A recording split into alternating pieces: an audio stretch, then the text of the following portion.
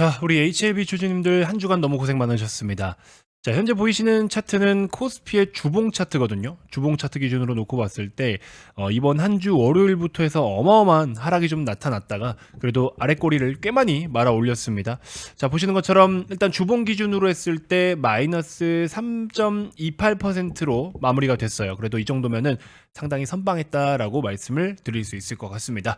코스닥 같은 경우에도 그래도 거의 다 말아 올렸습니다. 마이너스 1.9%대까지 아랫꼬리 말아 올리면서 대부분 좀 회복을 하면서 이렇게 한 주가 마무리가 됐어요. 자, 제가 최근에 한 2번 정도 여러분들께 설명을 좀 드렸던 내용 같은데, 이런 시장은 여러분들 살면서 우리가 10번도 못 겪어볼 거예요. 10번이 뭐야? 5번을 겪기도 힘듭니다. 하루에 사이드카까지 발동을 하고 그 다음에 서킷 브레이커까지 함께 발동을 하는 이런 날, 지금 최근에 있었던 이 장대 음봉도 4년 만에 발생한 일이잖아요. 그러니까 솔직히 말씀드리면 이만큼의 하락 같은 경우에는 대공황이라든지 그 다음에 블랙스완급의 하락이라든지 경기 침체라든지 어마어마하게 큰 일들이 벌어져야 이런 하락이 나타나는데, 유일하게 이번에는 이 정도 급의 큰 일은 아니었다라는 거예요. 그러니까 주식시장은 무조건 과거를 보면서 과거에 이랬으니까 앞으로 이럴 거다라는 그 절대적인 미러링 이론을 갖다가 적용시키기에는 다소 이러한 허점들이 있다라는 겁니다. 여러분들 예를 들어서 지금도 솔직히 말하면 1370원대의 원달러 환율 높다면 높은 숫자거든요.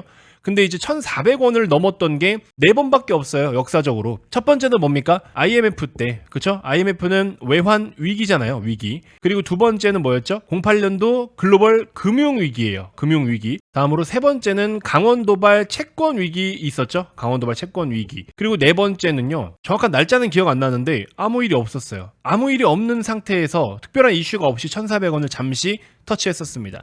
자, 똑같은 거예요. 원달러 환율이 1400원을 넘어서려면 외환 위기, 금융 위기, 채권 위기, 이렇게 위기 때마다 1400원을 넘었었는데 위기가 아닌 상황에 1400원, 이걸 과연 우리가 정말 위기인 것처럼 대응을 해야 되느냐? 그렇지가 않다라는 거죠. 시장 멀쩡했잖아요. 그 뒤에 시장은 더 올랐었습니다. 그러니까는 그 본질적인 구조와 시스템을 이해하면은 환율이 왜 저렇게 오르는가? 환율이 오를 수 있는 영향은 또 어떤 것들로부터 파생되는가? 이러한 연결고리들을 여러분들이 이해하고 계시면, 예를 들어 1400원을 돌파하면서 증시가 크게 빠진다. 그러면 우리는 그거를 기회로 활용할 수 있느냐? 아니면 도망쳐야 되느냐? 해당되는 1번, 2번, 3번 같은 경우에는 도망을 쳐야 되는 상황이지만 4번 같은 경우에는 저가 매수할 수 있는 좋은 기회겠죠. 월요일에 있었던 이 하락도 똑같습니다. 이러한 어마어마한 폭락, 이거는 급락도 아니야, 폭락이라고 이야기를 해야 돼요. 이 엄청난 폭락, 과거에 말씀드린 것처럼 금융위기급이라든지 블랙스완급이라든지 대공황급, 이 정도의 하락이 아닌데 나타났잖아요. 그쵸? 여러 가지 내용들이 함께 갑자기 쏠리고 몰리면서 이런 사태를 만들었다라고 말씀을 드렸고, 그 중심에서 또 HLB 같은 종목들은 오히려 굳건히 잘 버텨줬다라는 거. 왜 이 이야기를 다시 말씀을 드리느냐? 여러분들 흔치 않은 경험인데 별로 아무렇지도 않게, 대수롭지 않게 생각하면서 그냥 이 시간들을 흘려보내실 것 같아서 말씀을 드리는 거예요. 굉장히 우리 소중한 경험을 한 거고요. 앞으로 여러분들에게 이런 일이 많이 일어나지 않았으면 좋겠지만, 혹시나 이런 일들이 벌어졌을 때, 또 엄청난 폭락이 나타났을 때 진짜 이거를 인생 풀베팅을 해서 내가 기회로 활용할 수 있냐 없냐, 그 기회를 잡기 위해서는 지금과 같은 이런 상황들을 여러분들이 한 번쯤은 짚고 넘어가고 경험을 좀 해보신 다음에 다음번에 이런 상황이면 나는 기회를 잡겠다, 이렇게 좀 뭔가 대비를 할 수 있는 시간이 돼야 돼요. 그래서 누군가는 한 번쯤은 이렇게 짚어주고, 한 귀로 듣고 한 귀로 흘리더라도 한 번이라도 지금 이런 영상을 보면서 그때 그랬대더라 라는 이런 간단한 이론이라도 이해하고 넘어가시면, 다음번에 이러한 일이 일어나면 김 대표가 그때 약간 이런 식으로 얘기했는데 이거 한번 드라이브 걸어볼 만할 것 같은데, 그때 얘기했던 그런 것 같은데 라는 생각들을 하실 수가 있겠죠. 그래서 그런 관점을 소개를 해드리고 싶었다. 그래서 HLB뿐만 아니라 어떤 종목이든지 간에 시장 앞에 장사 없어요. 시장을 이길 수 있는 것은 딱 10%밖에 없습니다. 폭락장이나 급락장이 발생하면요, 그 폭락하는 이유로 인해서 피해주들은 90% 다 빠그라지는 거고, 남아있는 10%는 그래도 그 이유로 인해서 수혜를 받는 기업들, 예를 들면 코로나 팬데믹 같을 때인 거죠. 코로나 팬데믹으로 주가는 급락하고 있는데 진단키트나 제약바이오 일부, 비대면 관련된 종목들, 언택트, 그런 종목도 움직였잖아요. 강세 흐름 나타났죠. 이렇게 10% 이내의 종목들만 상승세, 기타 그 밖에 나머지는 다 급락을 맞는다라는 거. 그래서 HLB도 언젠가는 외부적인 영향 때문에 주가 변동성이 클 수도 있잖아요. 혹은 그 당시에 HLB를 여러분들이 보유하고 있지 않더라도 다른 종목을 들고 있더라도 이러한 이론만 알고 있으면 내가 불필요한 데서 매도를 하지 않거나 혹은 사전에 미리 매도를 하거나 혹은 그 위기를 다시 기회로 활용을 한다거나 등등 여러 가지 플랜이 가능하니까 절대 이번 주에 있었던 이 어마어마한 폭락장 그냥 넘기지 않길 바라는 마음으로 여러분들께 설명을 좀 드려본 겁니다. 생각보다 많은 분들이 시장에 대해서 별로 고려를 안 하세요. 제가 이렇게 시장에 대한 브리핑을 드리면 HLB 얘기나 해라 이렇게 말씀하시는 분이 있는데 이거 HLB 얘기하는 거예요, 여러분들. 지금 HLB 뭐 차트 분석하는 거 의미 있어요? 없죠. 뭐 어떻게 분석할래 할 수도 없어. 지금 차트 분석 의미 없어요. HLB에게 무슨 뭐 패턴이 떴다고 해서 얘가 움직입니까? 안 움직입니다. 얘는 10월 달에 예정되어 있는 일정을 앞두고서 뭐 9월 언저리부터 슬슬 올라가든지 뭐 그때 돼서 수급이 좀 더 붙든지 하지. 지금 오늘자 8월 9일에서 뭔가 뭐 차트적으로 이런 느낌이라서 이렇게 매매한다? 얘는 해당 사항 없어요. 다른 종목들은 차트로서 심리적인 불안감을 줄 수는 있겠죠. 예를 들어 엔캠 같은 경우 엔캠 주주님들께는 정말 죄송하지만 안 좋은 예시로 자꾸 엔캠을 말씀드릴 수밖에 없는데 헤드앤숄더 패턴 그 다음에 추세 이탈 이것만 놓고 보더라도 얘는 여기서 이미 대세적인 하락 사이클을 타는 종목이었어요. 그래서 25만원 손절하세요. 그것도 못했어? 그럼 20만원이라도 손절하세요. 이렇게 말씀을 드렸던 건데 이렇게 차트적으로 심리적 압박을 주는 종목이 있는 반면 HLB는 그런 종목이 아니라는 거예요. 차트가 그렇게 크게 의미가 없는 종목이다. 왜? 누구나 이 기업에 대한 사업의 스토리와 FDA 절차에 대한 이슈 아니 솔직히 말해서 HLB 공식 블로그만 들어가도 내용 다 얘기해 주는데 누가 뭐 차트만 가지고 그렇게 흔들려서 얘기를 하겠습니까? 그런 건 의미가 없다. 무슨 말인지 아시겠죠? 자 어쨌든 가장 크게 또 이벤트를 앞두고 있는 거는 금리 인하잖아요. 어제도 시장하고 매칭을 해서 소개를 해드렸었는데 금리 인하 결국에 HLB에게는 수혜입니까 피해입니까? 따지고 보면 수혜예요. 그렇죠?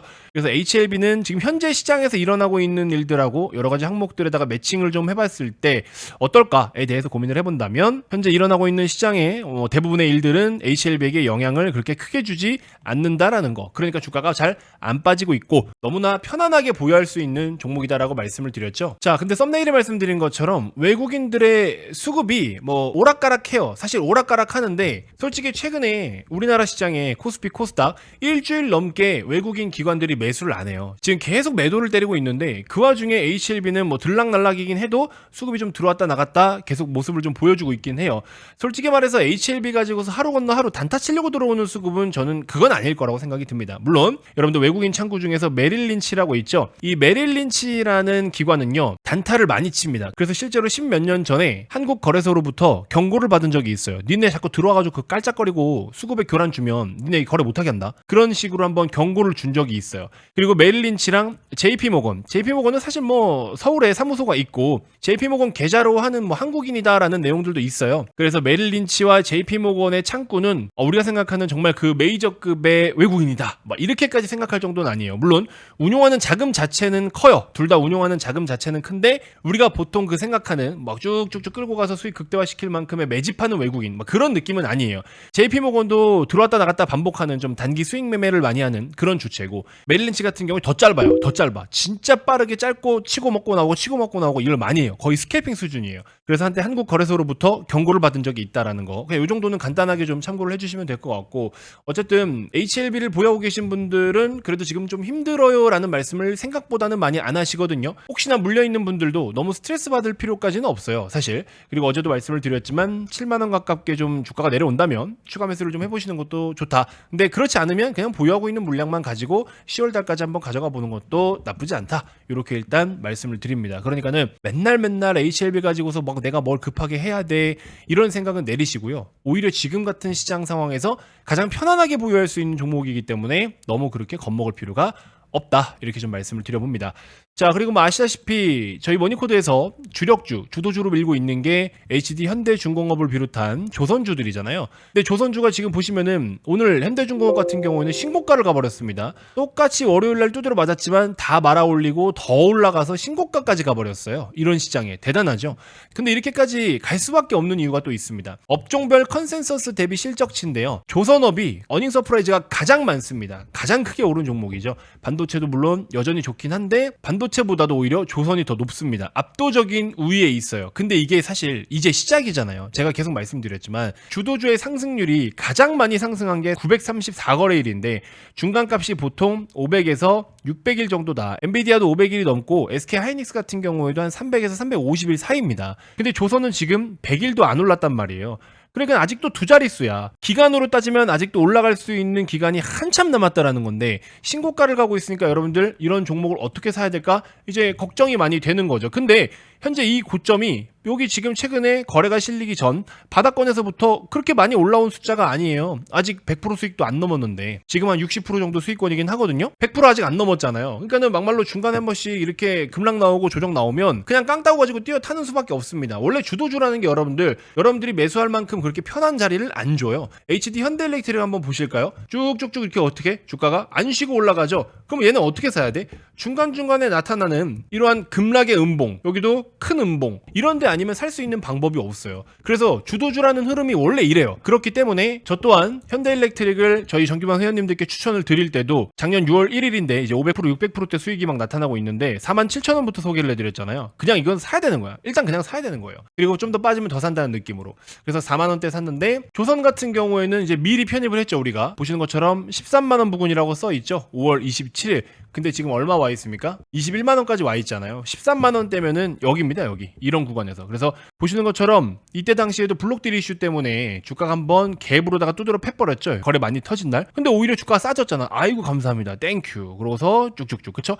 그러다가 제가 분명히 여러분들께 급락 나올 때 사야 된다. 급락 나왔는데 아무도 못 사죠. 이거는 어지간한 깡 아니면 못 삽니다. HLB도 마찬가지였잖아요. 하한가 두 방 맞았는데 이거 겁나가지고 누가 사겠어? 근데 뭐야? 내용을 제가 여러분들께 설명을 다 해드리고 풀이를 다 해드렸잖아요. 내용과 이 기업을 우리가 배팅하고 있는 그 본질적인 이유가 훼손되지 않았기 때문에 공격적으로 매수를 했었어야 되는 거죠. 뭐 비중을 떠나서라도 깡 따고 있게 접근을 해야 된다는 겁니다. 그래서 저는 이렇게 투자를 할 때 스토리를 굉장히 중요하게 생각하는 사람이에요. 그래서 스토리를 가지고서 밸류에이션이라는 걸 구해서 이런 식으로 접근을 했을 때는 진짜 수익이 어마어마하게 납니다. 그냥 뭐 한두 종목 깨작깨작거리면서 30% 20% 수익 내는 수준이 아니에요. 수백 퍼센트의 수익을 내려면 반드시 스토리와 밸류에이션이라는 이론을 여러분들이 꼭 좀 아셔야 된다. 무슨 말인지 아시겠죠? 그래서 현대중공업을 저희가 메인으로 보유하고 있지만 또 조선주 중에서도 지금 추가적으로 더 보유를 해볼 만한 종목이 아직도 남아 있고요. 다시 한번 강조드리지만 300일에서 500일 정도까지 올라간다라고 가정을 했을 때 지금 일단 100일도 오지 않았다라는 거 충분히 상승 여력 많이 남아 있고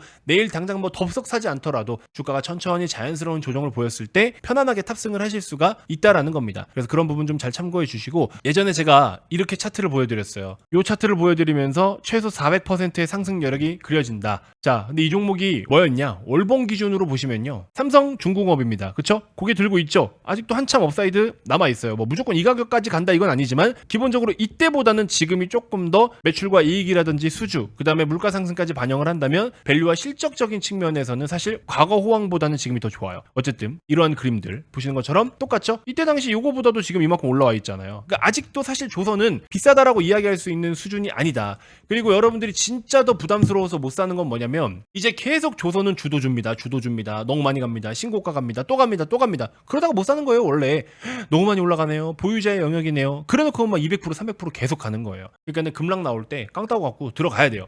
자, 그리고 보시는 것처럼 사이클 자체가 그렇잖아요. 2005년 2006년 이때부터 이익을 내기 시작을 했다가 2010년에 정점 찍고 꺾였거든요. 그러고서 이제 14년부터 적자 보면서 여기 불황기, 여기 이제 구조 조정, 그리고 지금 다시 올라오고 있죠. 이익이 그래프 이제 시작이라니까. 이제 시작. 근데 아무도 이거에 대해서 관심을 안 가져요. 또 하나 중요한 거 신조선가는 지금 계속 올라가고 있죠. 근데 우리 지금 하반기에 경기 침체니 뭐니 막 그런 걱정들이 좀 있잖아요. 근데 경기 침체가 온다 그러면 대표적인 경기 민감주들, 시크릿컬 업종들, 뭐 화학 쪽이 있을 수도 있고 반도체도 사실 따지고 보면 경기 민감주에 속하기는 합니다. 그 다음에 철강 같은 거, 뭐 부동산 경기가 좀 어렵거나 했을 때 건설업, 그랬을 때 철강도 좀 안 좋아요. 중국 중심으로 철강은 아직도 안 좋잖아요. 그러면서 지금 경기 침체에 대한 우려, 리세션에 대한 우려. 그럼 잘 생각해 보세요. 경기 침체에 대한 우려로 인해서 화학이나 철강 파트가 안 좋아. 근데 지금 조선업은 호황이야. 조선주들이 원가 비중이 가장 많이 차지하고 있는 게 뭐라 말씀드렸죠? 첫 번째는 후판 가격, 그렇죠? 철강 시세와 연동이 되죠. 두 번째로는 인건비입니다. 자, 근데 경기가 침체래. 얘네들은 수주가 많아. 배는 찍어내야 돼. 근데 경기가 안 좋다라는 것은 이런 식으로 주요 시크릿컬 업종들의 원자재들의 가격이 빠지는 효과를 볼 수도 있겠죠. 이거 가지고 후판 가격은 안정되니까 조선주들은 오히려 마진과 이익이 조금 더 좋아지겠죠. 그리고 경기 침체에 대한 우려면은 고용과 소비 생산이 위축된다라는 건데 일자리를 구하기가 힘들어지겠죠. 그러면은 인건비적인 측면에서도 사실 오버해서 더 얹어주지는 않아도 되는 상황. 그리고 이 인건비에 대한 부분은 외국인 노동자 있죠. 외노자라고 이야기하죠. 외국인 노동자들로 커버를 지금 많이 해왔어요. 그렇기 때문에 사실 조선업은 지금 오히려 너무 견고하다라는 겁니다. 그렇기 때문에 조선을 반드시 매수를 해야 돼요. 무조건 매수해야 돼요. 그리고 또 하나의 시그널이 뭐냐면 보통 이렇게 업황이 사이클이 오거나 대세 호황기가 오면요. 일단 대장주들이 먼저 가요. 이 대장주들이 왜 먼저 갈까요? 수주를 따오기 때문에 그렇습니다. 그러면 수주를 따오면서 리드 타임이라는 걸 거치잖아요. 리드 타임을 거쳐가지고 제품을 찍어내고 판매하면서 돈을 버는데 제품을 찍어내기 전에 어쨌든 수주가 들어오죠. 그러면 수주가 들어와서 배를 생산하는 그 과정 혹은 생산 직전 있죠. 생산 직전이나 생산하는 과정에서 예를 들어 반도체로 따지면은 소재, 부품, 장비 해서 소부장이라고 이야기하잖아요. 삼성전자가 발주를 많이 받아오고 삼성전자가 새로운 기술을 론칭을 하면 소부장 기업들, 즉 중후방 기업들, 삼성전자가 전방 기업이면 밑에 중후방 기업들의 소부장 기업들의 움직임들이 어때요? 또 좋죠. 근데 지금 조선업은 여기까지 아직 안 왔어요. 이렇게 전방과 중후방까지 다 같이 움직임이 굉장히 공격적으로 나타나면 그걸 뭐라고 이야기해요? 업황이 좋다. 혹은 호황이다. 혹은 사이클이다. 이런 식으로 이야기를 하죠. 근데 지금은 뭐야? 조선은 대장주만 움직이고 있어요. 그 밑에 기업들 아직 안 움직여. 얘네가 받은 수주 물량의 오더를 다시 거기까지 이제 들어가야 되는데 아직 안 들어가고 있어. 그럼 뭐 잘못된 거 아니야? 이게 아니라 초반이라고요. 초반. 얘네가 지금 초반이기 때문에 차근차근 해나가고 있다라는 걸 말씀을 드리는 겁니다. 무슨 말인지 아시겠죠? 저는 그러니까는 여러분들께 어떤 이야기를 드리고 싶냐면 여기서부터 여기까지 주도주의 움직임이 나타나. 엔비디아 여기까지 왔고요. 하이닉스 여기까지 왔고요. 한미반도체 여기까지 왔어. 근데 조선 어디? 여기라고 지금. 무슨 말인지 아시겠죠? 그러니까 이제 중간 탑승을 하고 말고는 여러분들의 선택인데 안 되는 종목 물려가지고 아이고 세워라 내워라 하고 있는 것보다는 되는 종목으로 갈아타가지고 수익을 내는 게 손실 복구가 훨씬 빠르겠죠. 뭐 HLB 아닌 다른 종목을 보유하고 계신 분들은 어쨌든 HLB를 계속 보시기도 하셔야 되지만 여러분들이 지금 주식을 투자하고 계신 분들이라면 HLB는 HLB대로 내버려 두시고 조선업을 꼭 보셔야 돼요. 조선업 놓치면 안 됩니다 지금. 아시겠죠? 그래서 제가 여러분들께 혹시 몰라서 뭐 공격적인 성향의 투자자이신 분들은 제가 중후방 기업대 시가총액이 조금 작은 거 중후방 기업대 종목들로 소개를 해드릴 거고 그래도 좀 보수적인 성향이시다 하신 분들은 대장주들 중에서 몸집이 큰 종목들 중에서 편입할 수 있게끔 그렇게 안내를 좀 도와드려 보도록 할게요. 그래서 조선주 뭐 매수를 하시든 안 하시든 상관없는데 원래 어제 제가 게임주에 대해서 언급을 드렸잖아요. 근데 오늘 개장하고 나서 게임주들이 조금 혼란스럽더라고요. 가는 놈 있고 빠지는 놈이 있는데 굉장히 변동성이 조금 여러분들께 추천드리기에는 이게 좀 애매한 변동성이다 싶어서 제가 영상을 못 드렸는데 어쨌든 중요한 건 뭐냐면 조선 지금부터 관심 안 가지면 여러분들 조만간 한두 달 뒤부터는 뭐 너도 나도 할 거 없이 전부 다 막 조선 이야기 할 거예요.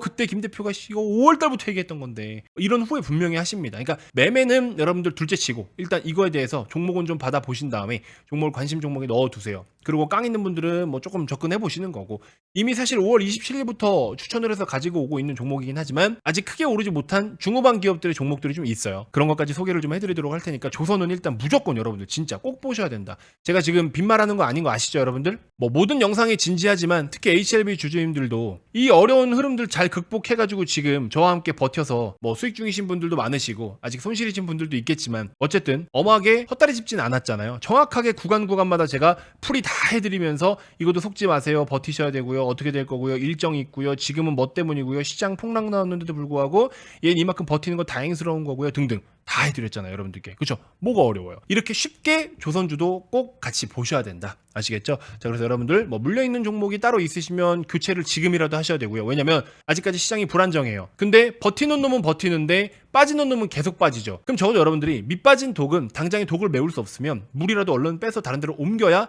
남아있는 물이라도 건질 거 아니에요. 그러니까 그런 행동을 좀 해주시면 되는 거고 HLB 그룹주를 막 줄줄이 다 보유하고 계신 분들도 HLB 본주를 제외하고는 나머지는 조금 다른 종목을 매매해보시는 것도 좋고 아니면 남아있는 현금으로 새로운 조선주 한번 매수해보고 싶다. 진짜 이거 괜찮은 것 같다. 뭐 그런 분들은 또 매수해보셔도 되고요. 등등 뭐가 됐든지 조선을 무조건 보셔야 된다. 아시겠죠? 자 이렇게 일단 말씀을 드리면서 이번 영상 마무리해보도록 하겠습니다.